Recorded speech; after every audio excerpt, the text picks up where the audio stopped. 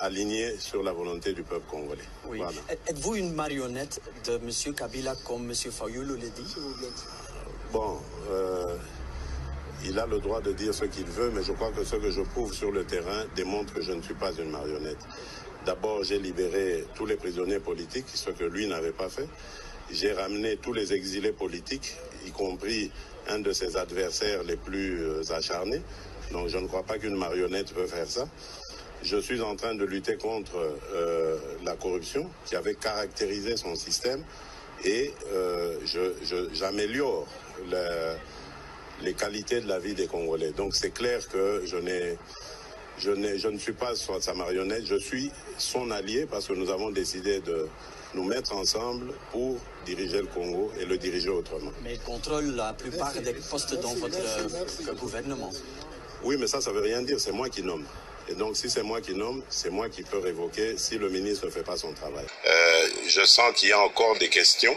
Ils se demandent est-ce que vraiment cette fois c'est la bonne, est-ce que le Congo a vraiment décollé? Moi je dis oui, le Congo a décollé, nous n'allons plus reculer, nous allons avancer et ce n'est qu'avec les Belges qu'on peut se sentir à l'aise. Parce que la Belgique c'est l'entrée pour l'Europe par rapport à nous, les Congolais, et ce serait une très bonne chose que les Belges nous aident à nous ouvrir comme ça sur le marché européen. Oui, hier vous avez parlé des antivaleurs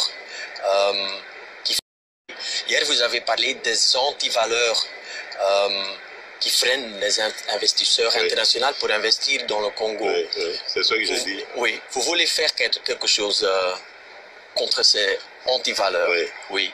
D'abord, il faut expliquer ces antivaleurs, c'est la corruption, c'est la mauvaise gouvernance, c'est l'impunité. Il y a des gens qui font des bêtises, mais qui ne sont pas punis par la loi. Donc, je veux renforcer l'état de droit, la justice.